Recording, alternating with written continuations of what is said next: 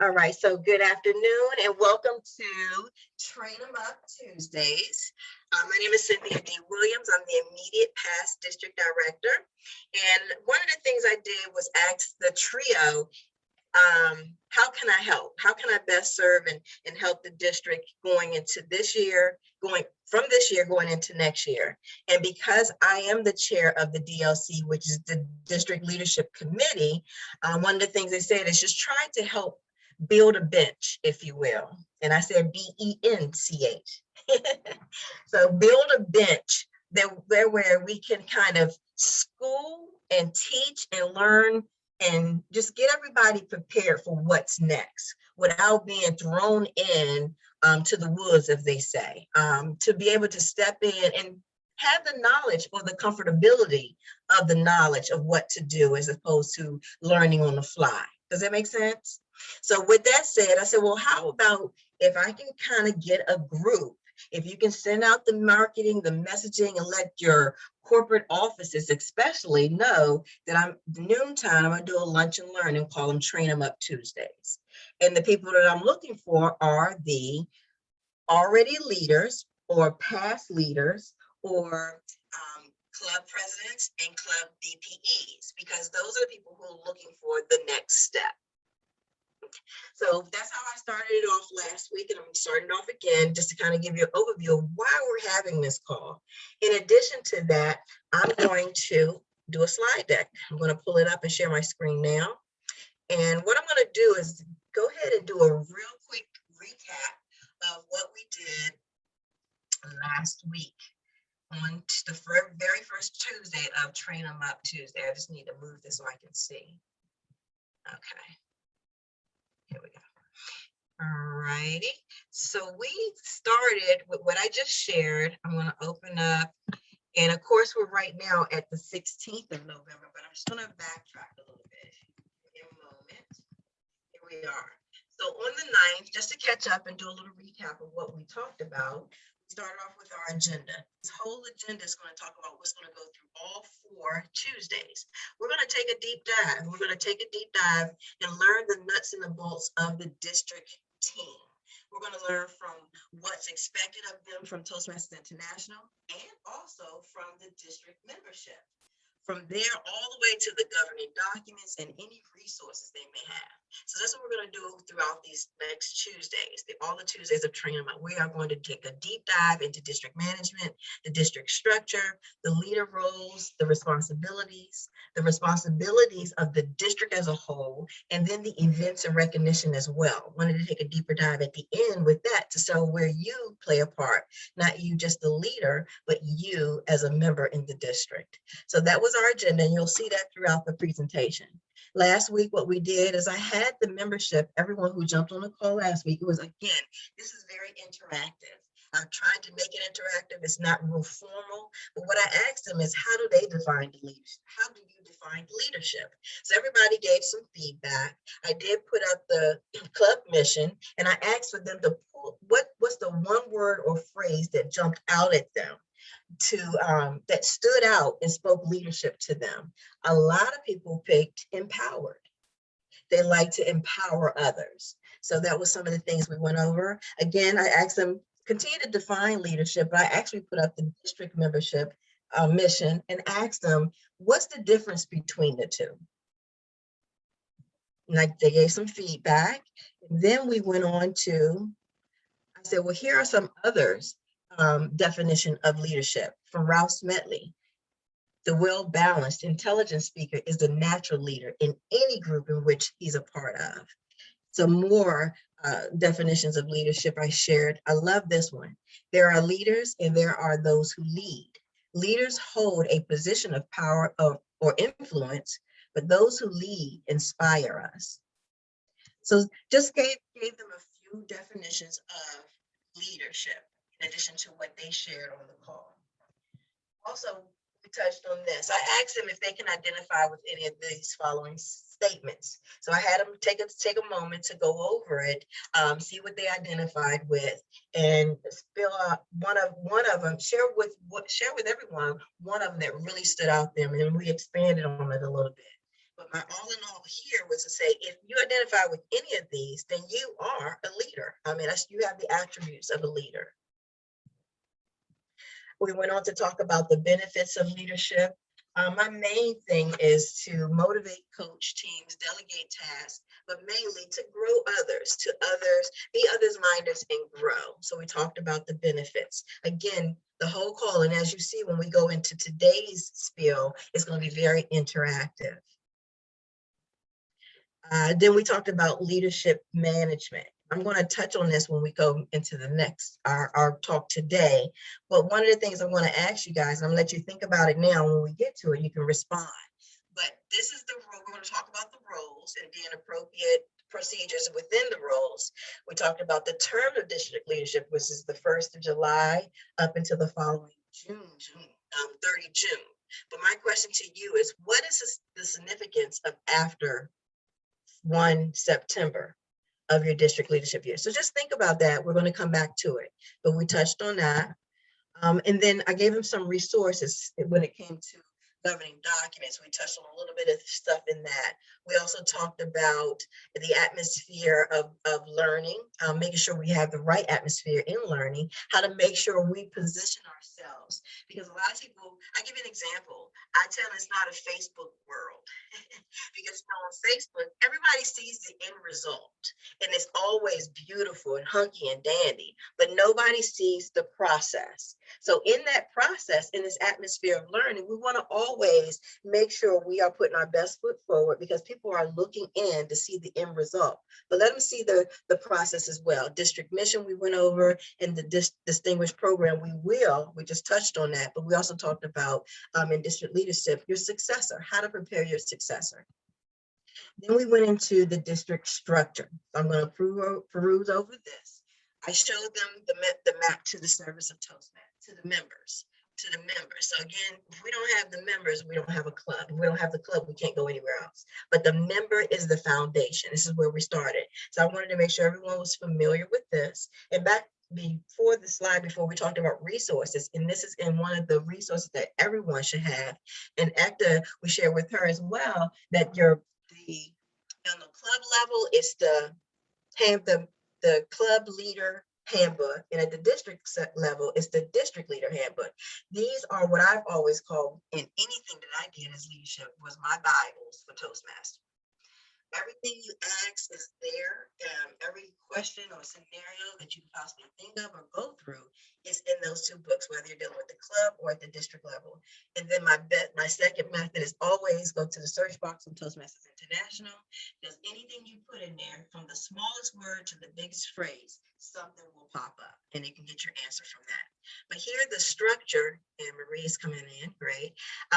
The structure starts again with the member. So I went and touched on that. We're talking about the district. So from the member is the club, but then you get to your district. From there, you have your area council. And we talked about the recommended structure. I'm not going to go into detail, but it is it's a great tool to know and a great tool to try to implement. One of the things that kind of keeps us from doing that is that the lack of knowledge, people knowing about the district and what's next, and the lack of members wanting to step up or knowing that they have the potential to step up and do something more.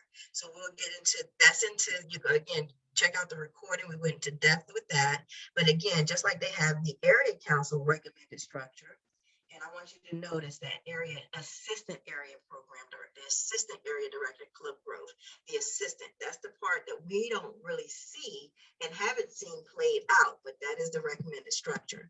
It's also with the division. The division council has a recommended structure that too includes an assistant. And all it is with that assistant is so you won't feel so overwhelmed as an area director or a district director. We want to make it where we have a bench where we can bring on people, have assistants to the assistant, even, just to make it much easier without being overwhelmed, because that's not the picture we're trying to paint, but that's the picture people are seeing in the district as members.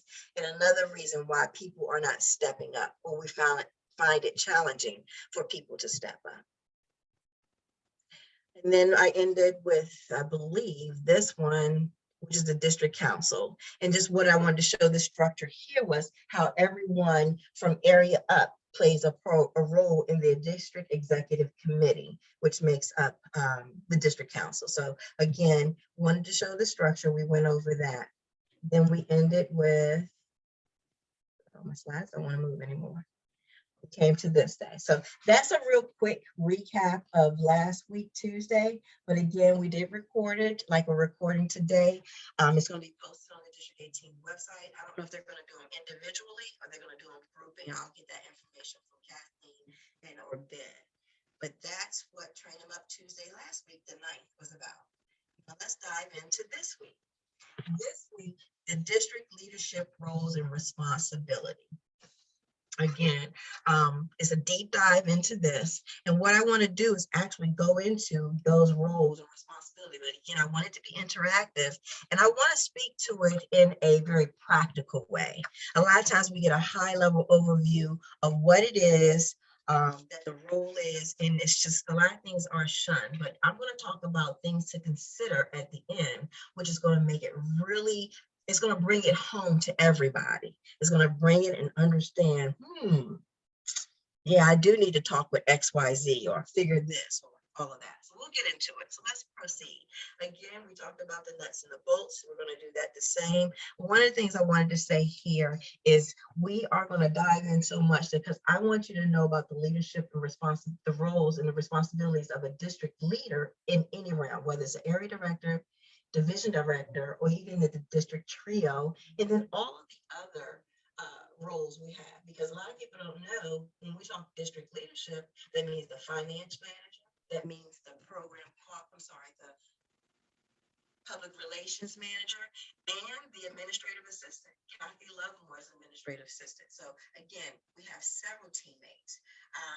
But again, just wanting you all to know up front the who, the what, the how of each leadership role and what's really expected of them. The district responsibility that we put on them, the why, the what, the how, and then exactly the end result and what happens when things and goals are accomplished. So let's dive into it. All right. To lead, let's see, we're going to do this one. Yep, somebody get you back here. But to lead let me read this really quick. I want you to understand this.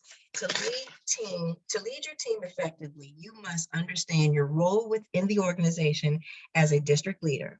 Having a clear understanding of your responsibilities and the appropriate procedures for your role is essential not only to your success, the district's success, but it's also essential to the members' success.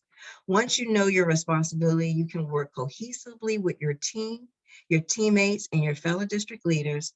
The term, and I've mentioned that, so that's what I want to just kind of let you know. We want to really know, but the term. So let's get to the question I posed. Why is after 1 September significant for district leadership? Nora. After September 1st, if they have not become installed as the leader by September 1st, they cannot get credit for that role. That is correct. Ding, ding, ding, ding, ding. I have the final gift. But yes, thank you, Nora. So that is pertinent and a very valid point for not only the member who is trying to be a district leader to know, but it's also important for the district leadership trio to know. And I say that because that, of course, we want credit. I mean, we're doing this definitely to give back to others, but my goal, my philosophy, my mantra, Cynthia's mantra is all about goals, GOALS, and that stands for growing others and leading self. GOALS. So I'm going to grow others because I'm others minded, but I'm not going to forget about me. I still, if they're giving credit, I want to get the credit. So definitely important to the member who's seeking that.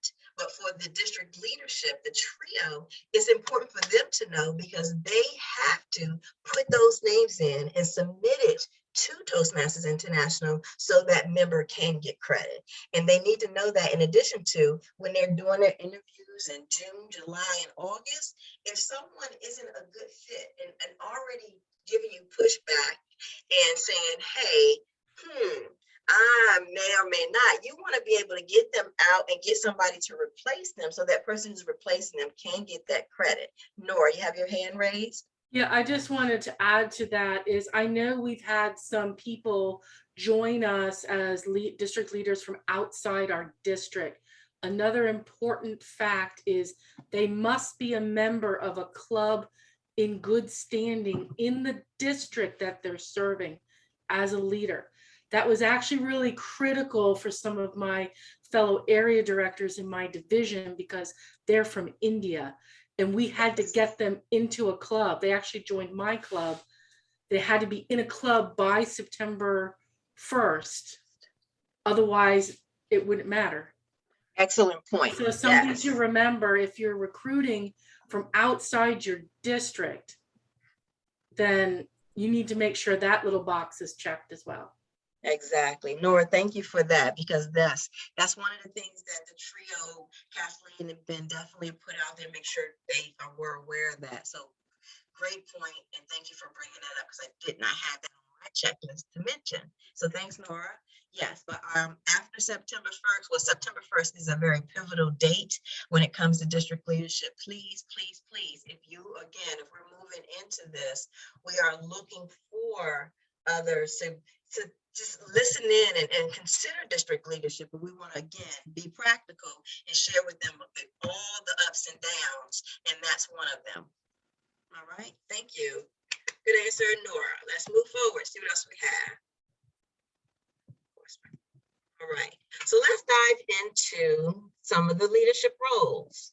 How do I make my disappear? Okay, good, it went away.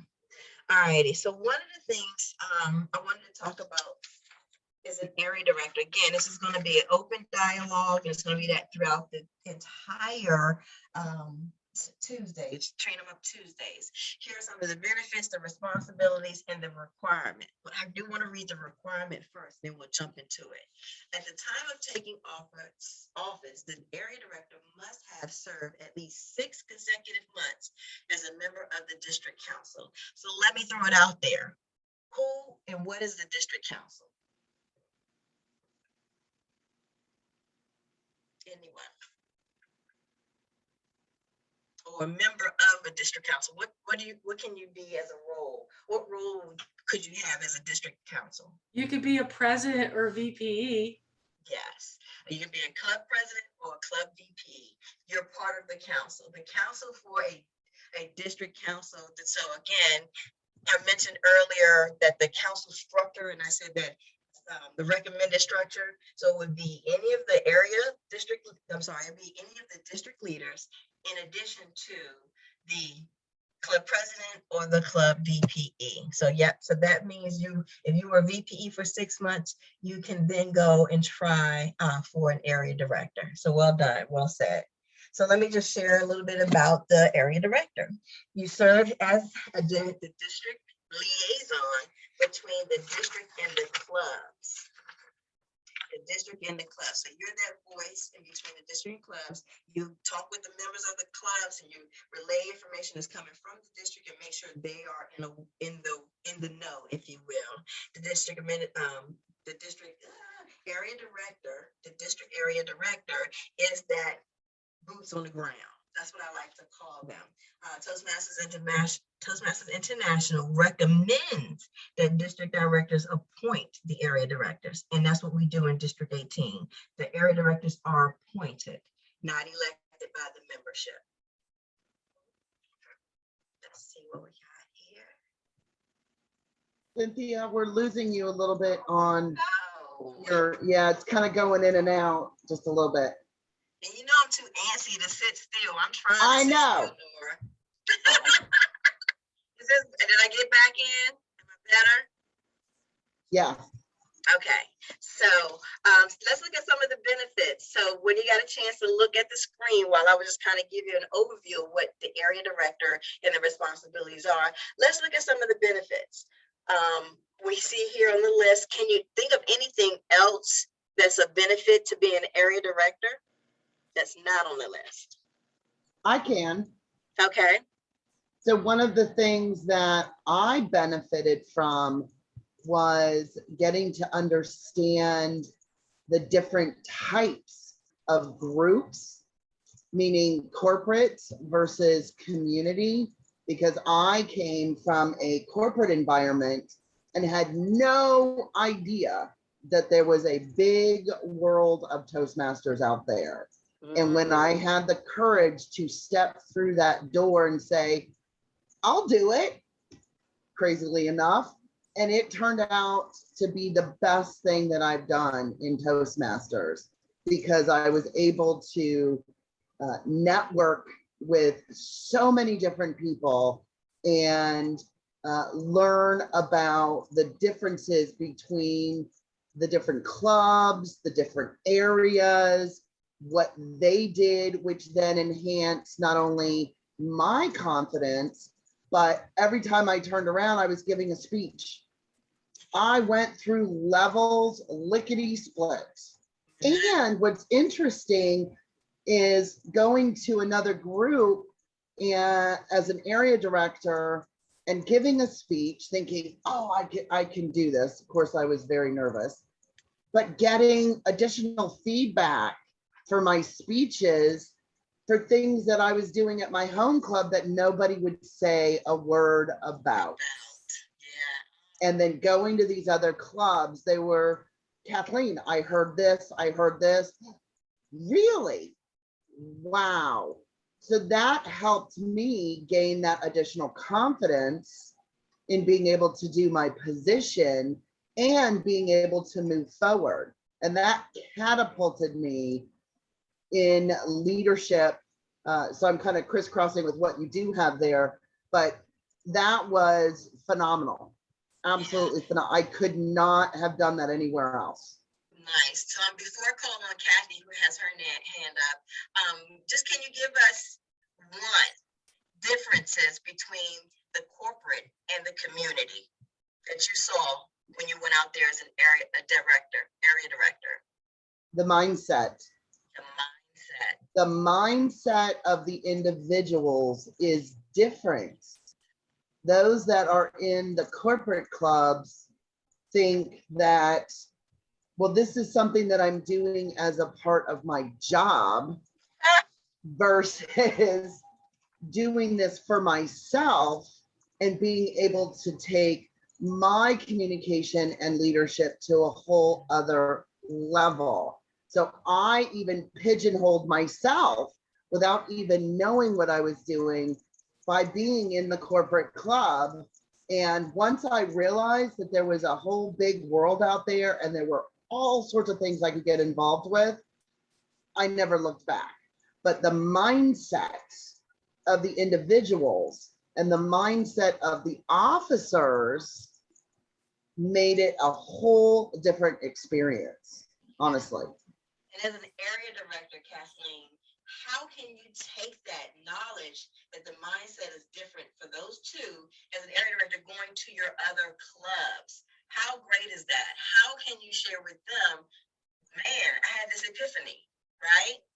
Exactly. And that's just it. And being able to share that with them on both sides. I remember that, you know, there are other people out there in the corporate clubs that were just like me, who had no idea what was out there.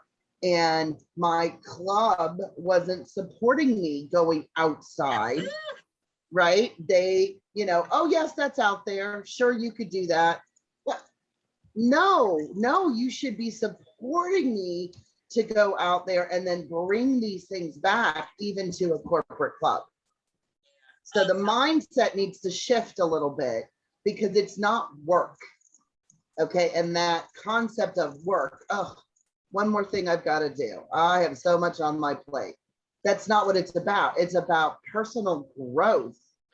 And the way to make that personal growth is to step outside your comfort zone and try something new. And guess what? There are tons of people who are here who are going to help catch you and help guide you through that. You are not alone. Excellent. Thank you for sharing, Kathleen. Appreciate it. All right, Kathy Loveboy, you have the mic.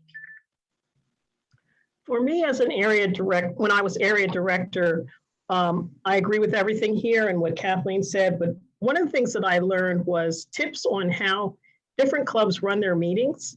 For example, there might be different meeting roles like a joke master or a listener, and also different ideas on table topics, just to spice it up and kind of bring that back to other clubs so that, you know, they can possibly use some of those tips as well. Yeah. Kathy, have you experienced that where you actually took a best practice from another club, gave it to another club, they used it and flourished? Yes, I would say the listener role. That's a role that is not considered a standard, but in our club, we have someone that listens to everything that people say during the meeting, and then they recap, and they might use one or two phrases to see how well you're listening, so you know who that person might have, what they might have said during the meeting. So I used that and transferred that into another club that really found that very beneficial. Yeah, and I can actually, I guess, glean on what you said, because I actually seen it and heard them say, I got this from another club, let's try it. And they tried it, and what they did was they changed the name. So they called it the Here Here. So here, right? And it's the same thing, but they love it, and the club flourished from that. And they use their best practice because they went and visited another club. So definitely outstanding. Thanks for sharing that. What I want to talk about now is ask you guys this. Now that we've talked of benefits, we see the responsibilities. The responsibility talks about an area director has to go out and do a club visit. An area director has to conduct a speech contest. They also have to help with club officers training, help the clubs reach their distinguished goals, whatever they may be. We all know we have a report card, but everybody has goals, whether it's distinguished, the goals or report card, or something else. But the area director still has to help them reach their goals by supporting, giving them what they need. And at the same time, they're going to try to do that because they want their area to be distinguished. So we see the responsibilities. We've talked about the benefits. Are there any, to be very practical, very authentic, and very open, any issues or concerns you see as an area director that we can share with someone on a call that may not know what an area director really goes through? Because there's always the good, the bad, the ugly. Can we share a little bit of the challenging, is what I'm going to call it, that may weigh heavy on an area director? Nora. So I've been exploring new ways of communicating with my area council members. So this year I went all in on Slack, and some people have embraced it, but others I feel are not on board with it. So I still communicate with email and trying to find the balance of making sure that I've sent the word out in all the channels where I can reach everyone. It is a challenge. And I don't want to be a pest and constantly nag people, oh, come over here to Slack, if they're more comfortable with email. But I do feel like sometimes I have to push just a tiny bit to try and embrace the new ways of doing something. And I know that I have to push myself sometimes to try something different when something I'm doing feels like it's working just fine. So it is a challenge to me, embracing the new tools and getting them up and running. I like that, and I'm glad you brought that up, and I'll let everybody else speak to it as well. One of the things we speak to when we do our deck meeting, our induction, if you will, with the new district leaders at the beginning of the Toastmasters year, or right before the beginning of the, is one of the things we put in the verbiage as a best practice is when you start to establish your clubs and when you start to establish the members of your council, so all those who are going to be joining your area director, your area council, is to ask them individually while everyone's on the call, how do you like to best communicate? Once you find out what they have, grab and write it down and know how they like to best communicate. But then ask them, what else do they, or how else do they communicate that they're learning or they are very fluent in? So they can share those different avenues and then ask the whole group, are they familiar with this? And then everyone can decide on a vehicle that everyone is comfortable with and they are willing to work with, and use that as a group thing, but still communicate individually on how everyone likes to best communicate. So I appreciate that, Nora, because that is a challenge. Go ahead. And just one more comment. I don't know if you can see this, how to reach me. This is in every slide deck that I present at my council.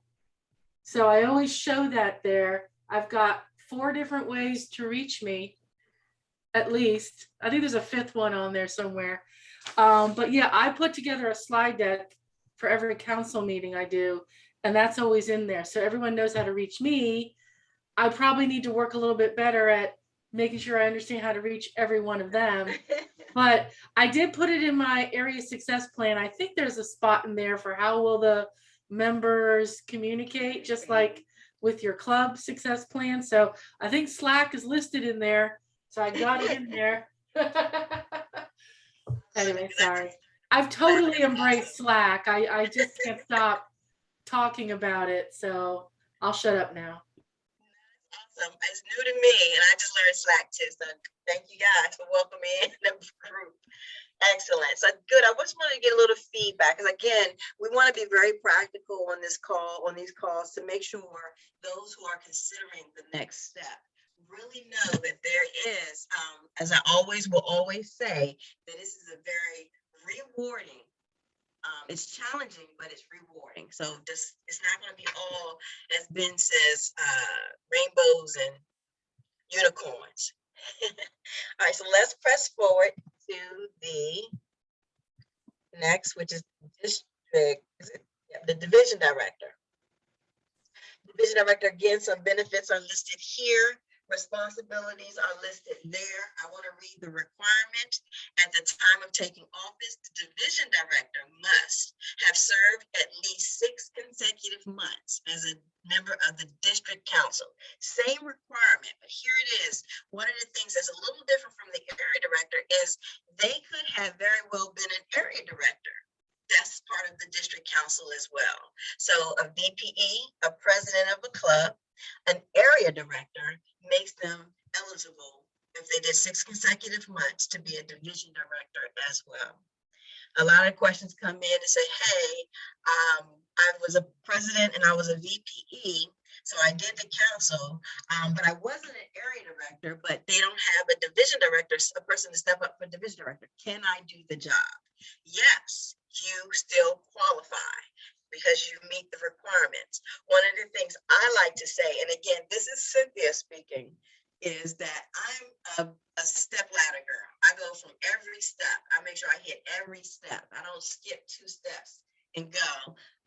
So what I like to do, and I say all of that to say this, just know at every step of the rung of that ladder, there is something you will learn in there that you can take to the next. So if you were to take 2 steps and skip up, you very well may miss something that would have been advantageous to the position that you jumped up to, that you've got to kind of missed at the one before. But that's not for everybody. That's just Cynthia. But just remember that every step of the ladder gives you something, gives you a meat, gives you a golden nugget that you wouldn't get from another step. So just know that. And that's what I've learned, because I actually did area director twice.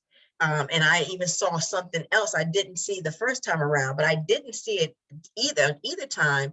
I wouldn't have saw those things when I got up to the division director. It was never covered as an area director, because the area directors have to go out on club visits, where the division directors don't have to go out.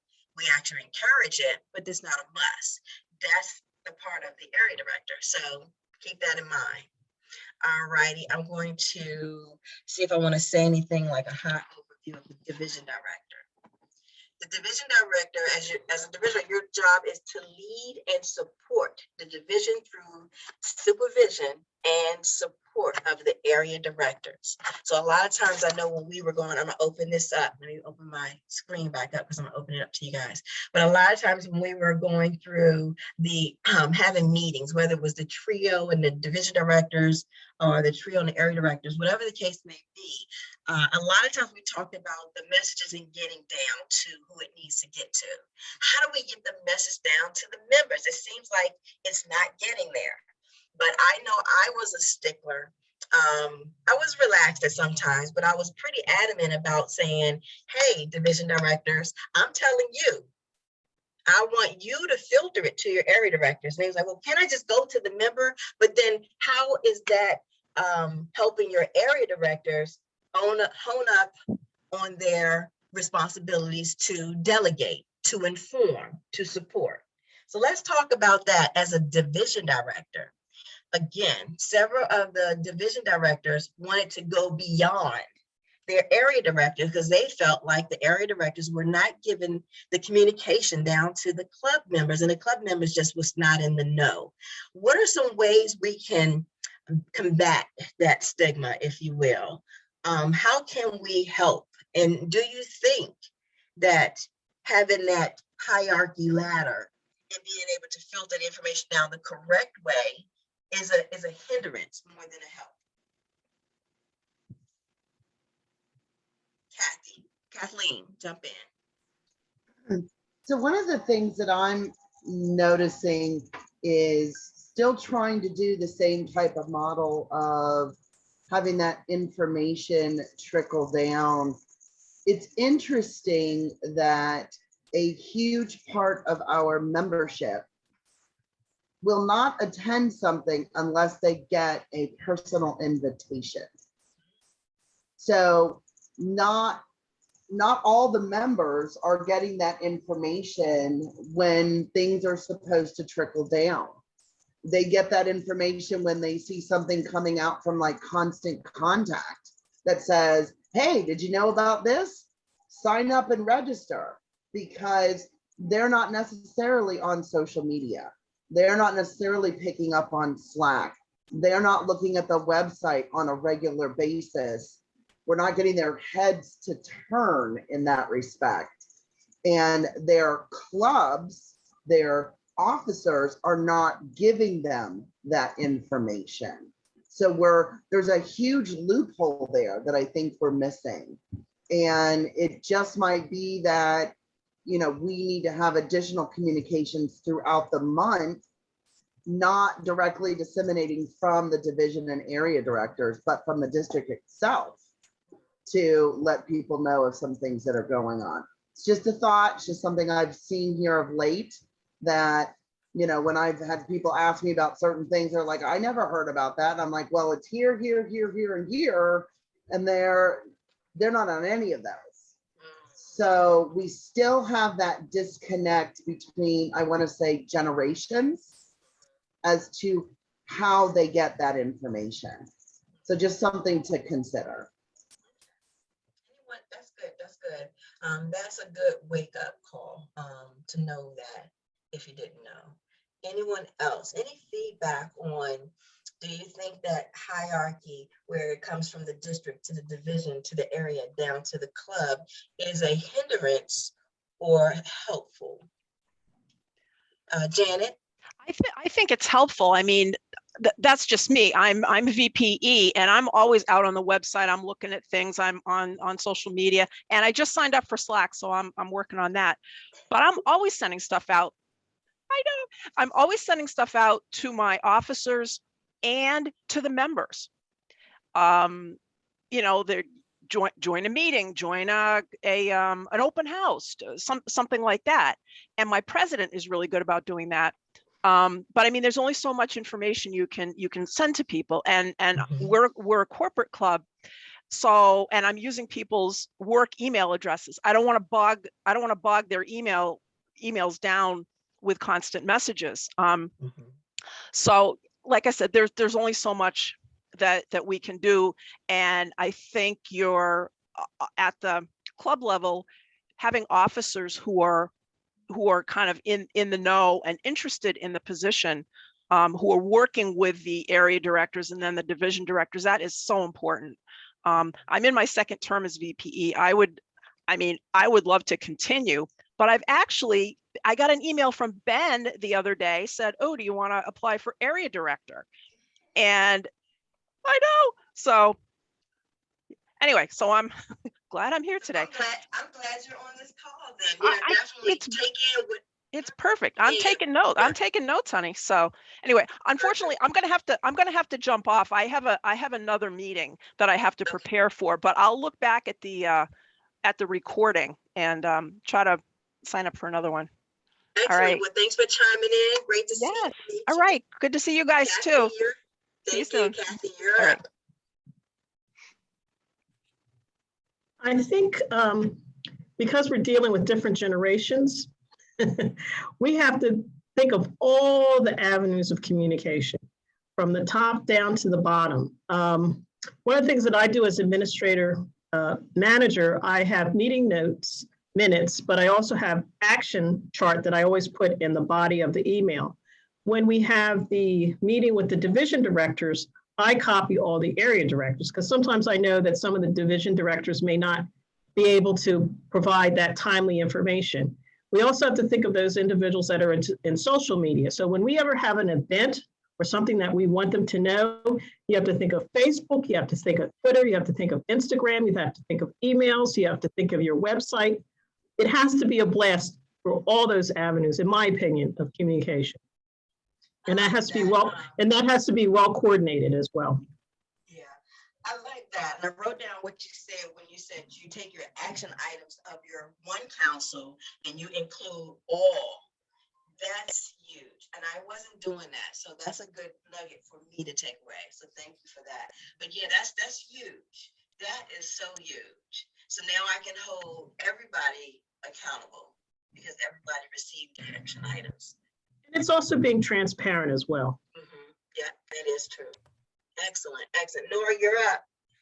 Yes, one of the things that I struggle with is as area director, I don't want to go around my area council members because they have responsibilities to their club to share information that I give them with their members. So I try not to blast the clubs.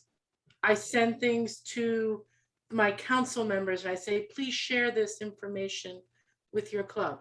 However, my struggle is the fact that I am VPPR in a club, and it's like it's an automatic impulse of mine to just blast my club members. Hey, look what's coming up. And so I feel sometimes that I'm going around my club president, who happens to be here on this call today, so she can chime in if she wants to. But I just don't know where to find the balance because I don't want to step back and not tell my club about it because it feels like I'm keeping secrets. But then I'm sharing all my information with my club, but not the other clubs in my area. So feels like there's an imbalance there, and I'm not sure what to do about it. I can tell you what I did, and then I'll let everyone else chime in. So as an area director, and I actually did mine on the second round of while I was area director because I was learning from the bumps and bruises from the first term. But what I did, I felt like that a little bit, only for me, a little bit. But I felt like that what I did was I announced it on the council meeting. They gave them the information, and pleaded with them to make sure they filter it to their clubs. Okay, now I'll call them and say, hey, I got your schedule. I'm coming to visit your club. Here's the information. Did you get a chance to share with your club the information I shared with you? So I'm giving them full warning, one, that I'm coming. Two, if you didn't share the information, I'm asking you, did you? And if you did, great. If you didn't, I would like to share that while I'm doing the visit. So now I'm not overstepping. I'm not putting them on the outs. I'm not blasting them because I'm letting them know ahead of time. If I'm coming and they say they did not, but I'll do it today, I said, perfect, I'll let you do it and I'll reiterate behind you after you give the announcement. How's that? So that's the first thing. The next thing I did was when I was an area director, I was also at that time the club treasurer. So I know the information and I'm ready ready to shout it out and let them know, but I know that the president and the VPE were on the call. Same thing there. I say, hey guys, let's do this. I am the area director. I'm the home of my home club, and I'm a treasurer. So let's make up our minds. Do we want me to announce it, or do you want you to announce it? So now I've already gave them the opportunity without stepping on their toes to say, no, Cynthia, you do it better as an area director. Do it as a treasurer. Whatever you want to do, you do it. And they gave that onus to me. So I took it, I ran with it. If they wanted it, I would have given it to them, but at least I know they were prepped to say it, because that's how you get the information without stepping on toes. Okay, anyone else want to speak to that? If not, we're going to move forward. There's a couple of things I want to definitely hit before we close. Now, go ahead, Acta. Oh, I just want to say I send out everything what Nora tell me to do.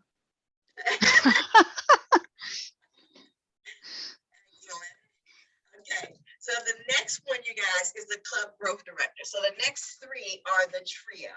You got your club growth director, your PQD, which is your program quality director, and you have your district director.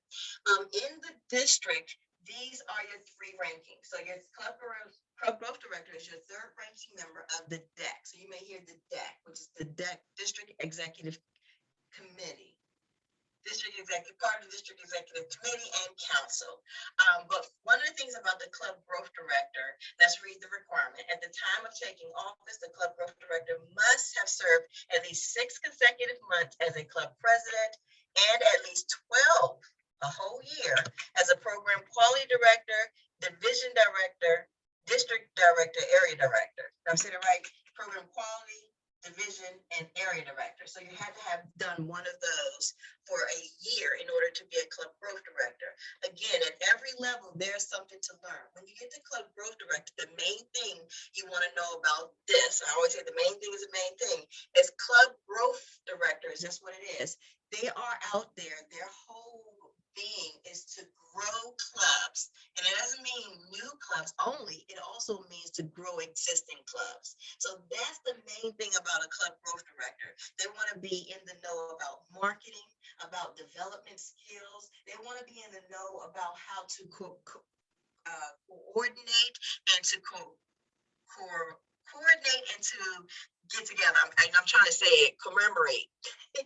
But to build camaraderie against and with each other peers and other people.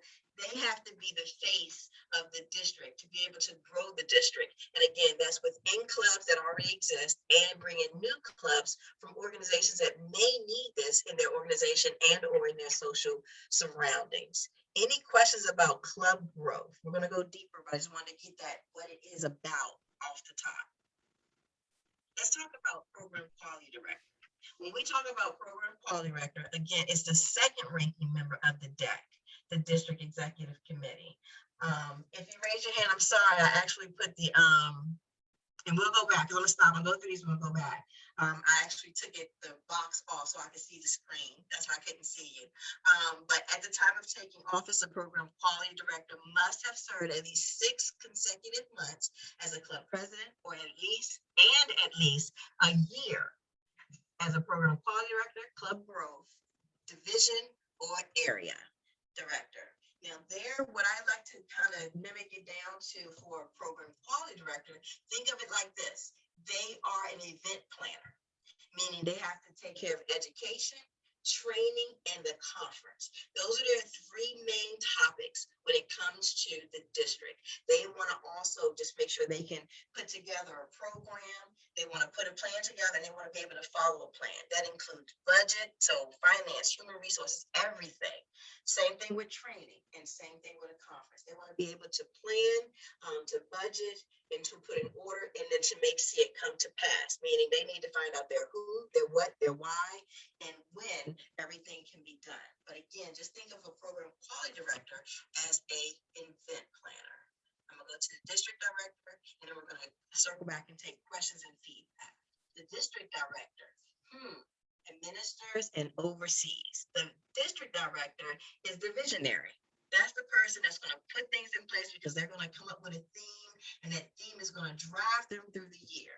but they are responsible for everything, overseeing the administrative, they're overseeing any finance, budgeting, all of that. They have to have that vision, direct that vision, implement the vision, and then assign and enforce, because they are not only overseeing and administrating, but they are enforcing. So they have to make sure these things come to plan, and they have to be team builders. They have to give support and set the tone.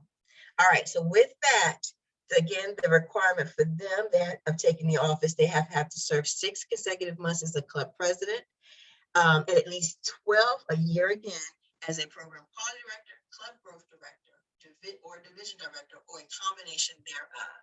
All right, so let's open it up to discussion for the trio: club growth, program quality, and district director. I have to jump off another meeting. Gotcha, Kathleen. Anyone have any feedback before I close it out with the next slide? All right, Nora. So I am also a big fan of what you said was the step ladder method of serving in roles. Mhm. And I noticed with the club growth director, they're supporting clubs, helping to build clubs.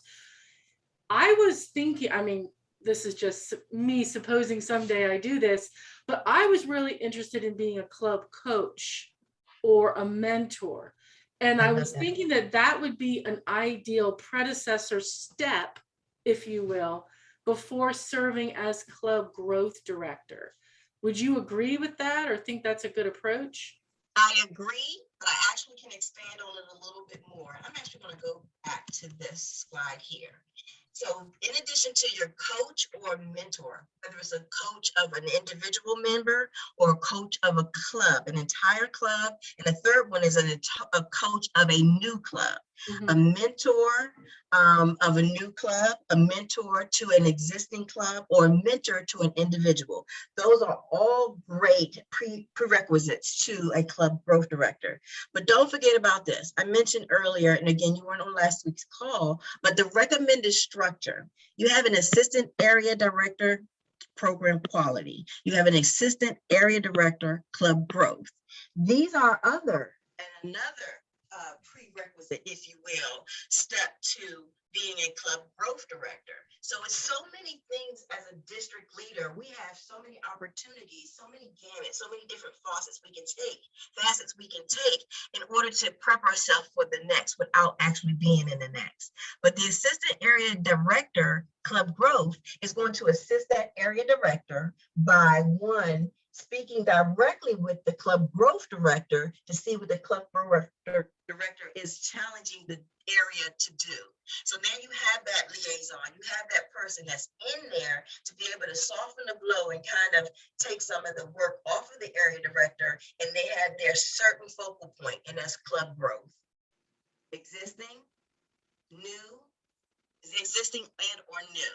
But again, that's in this structure, that's another place there. But yes, a club growth, a mentor would be a great step as well to be able to prepare yourself to go into a club growth director role. Great question, Nora.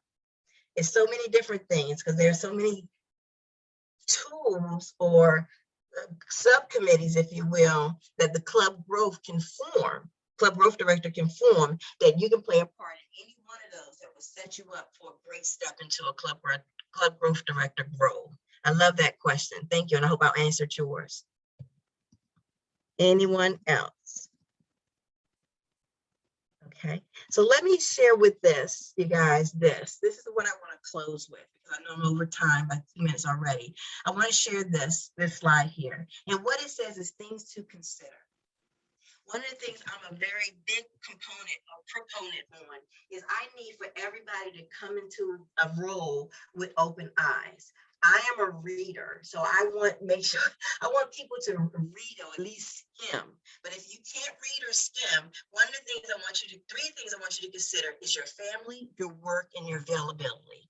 When you step into any role in the district or even outside of Toastmasters, the things you need to consider is your family.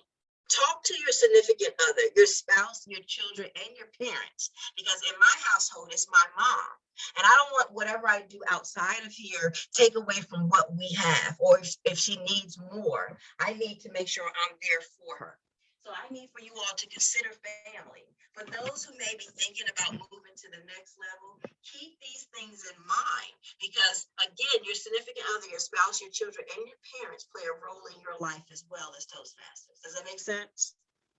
Then I go into work. Hey, are you at work and are you that exceptional employee that your manager is so, oh, I love her. She's a Toastmaster. And if she wants to do Toastmaster, do Toastmasters. I'm behind you 100%. Are you with that manager that's that micromanager that's watching you over? Hey, CMS work only, lady, nothing else. I want you to consider your work hours. I want you to consider your flexibility and your work ethics. Your work ethics, especially. Are you that stellar employee that everybody's okay because they know you're going to get your job done? So if you do some extra steps, it's okay. We know you're still going to pull everything through. Your flexibility. Are you flexible enough to maybe step out and take an extended lunch? Your work hours, do they dictate what you need to do done at work and what your clubs or when your clubs meet? So keep those things. Thanks, Kathy Lovemore. Keep those things in mind. And then the last one is availability. So with Toastmasters, if we were in person, it would take a lot of time and travel. And then here's the main thing. A lot of last minute stuff and unexpected stuff may pop up.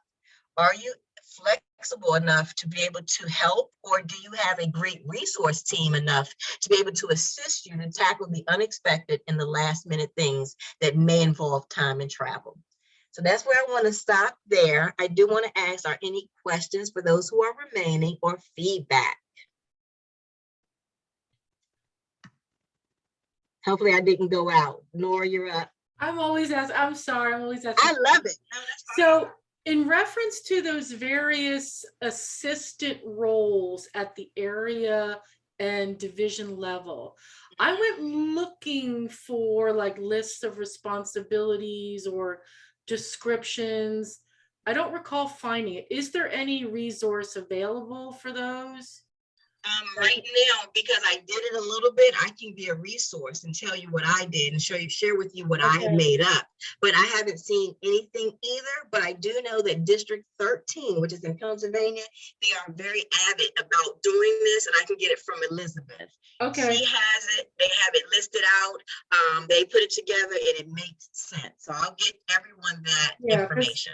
I considered it. I think I asked some of my council members, like, would they be interested, but I didn't really follow it up because I didn't have anything information to give them. But I'd still like to offer that to my area council members. Like, would you like to learn about this? Or maybe even members of their clubs to see, would you like to learn more, just to shadow us and participate in the area council. What do you think, Ekta?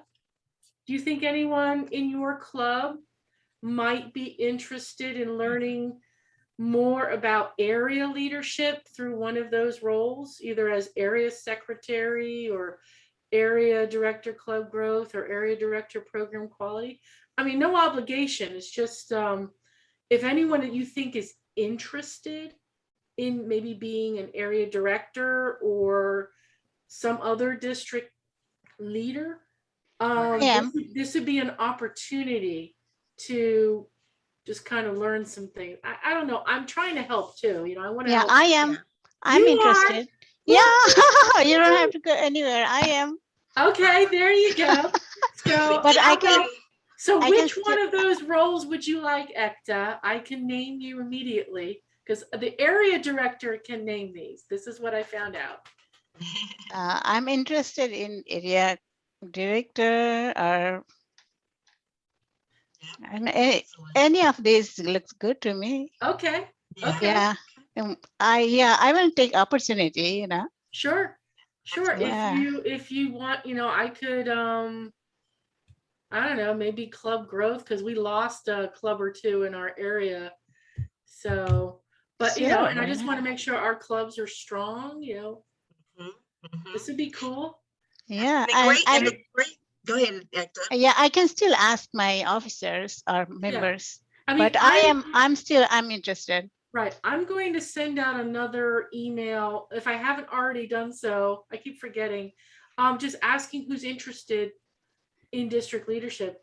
Come to the deck meeting, come to these. I think I sent an email out about it. I can't remember. So 2 more to go, still send them out. Like I said, I will recap on some things and I'll bring them up. I'm always asking questions because I want to know what everyone's thinking. One of the things I want to leave with saying today, because I'm gonna let you go after this, and Emery, thanks for joining, and I'm gonna let you speak after I share this, is when I did an area director the first time around, I was clueless. But even though I was clueless, I jumped in and I knew what was expected of me. I just didn't know all the intricacies to get to the steps to get us to where we needed to be. But the second time around, after the first time building a rapport, I went with the same group. The second time around, I had a plan, I had steps to get to, and we made a distinguished area. And we always, I was distinguished, I was the area director of the year. But here's the thing I want to share with you is that this point is that one of the things I came in at the second area director and my division director role is I was able at that time now to come in with a team. So now I knew I wanted to be area director again. Now I'm getting credit, but this time I'm coming in with a strategic plan. And my plan was I'm coming in with my own team. I'm going to already talk to them, tell them what I want to do, get them all hyped up and get them where I wanted to be. And they was, okay, I'll do it. One of the things I can say is I'm always helping everybody. I'm always, if you ask me for anything, it's a yes. So because of that rapport, people were ready to be on my team. So that was one. There was an area director with the club president. I said, yeah, let's do this, let's do that. But as a division director, I was able to come in with 5 area directors without the district director having to appoint anybody because I've already formed my team and we did well. And that's because I was able to form a team.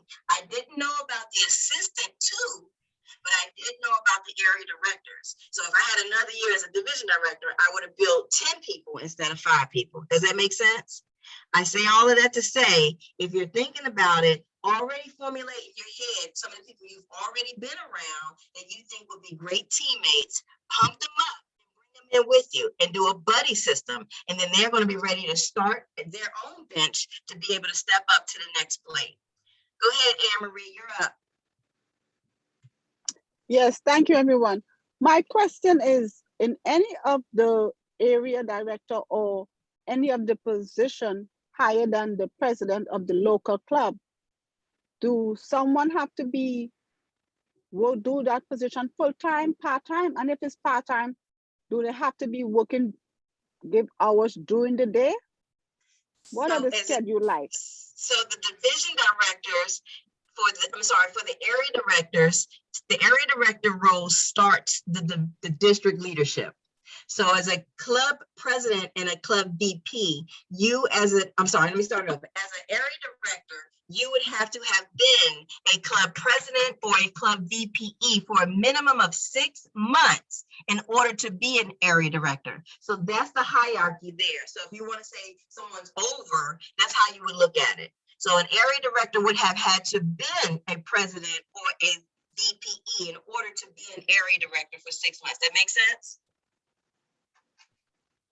Yes, it makes sense. But how much, like, for example, if I'm interested in the club growth in that committee, do I have to be working for as in that position during the day? Do I have to give how many hours I have to give during the day? What does that look like?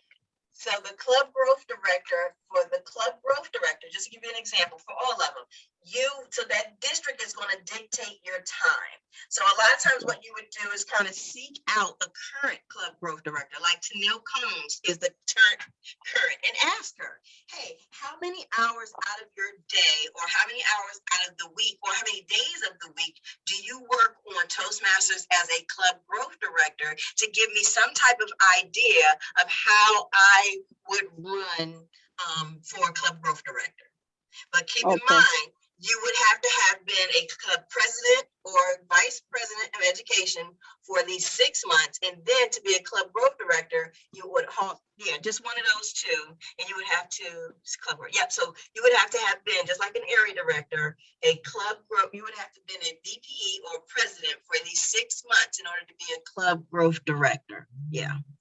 Okay. So, but I would reach out to whoever's holding the positions that you're interested in and ask them, how much time do you give up a day? How many days in a week? And how many weeks in a month do you give up to Toastmasters as a club growth director? Because I'm considering it. Okay, thank you.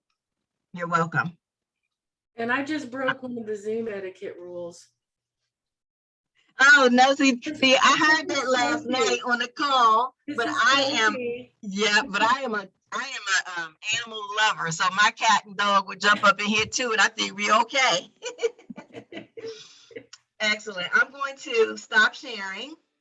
I'm going to stop the recording. And I'm going to say thank you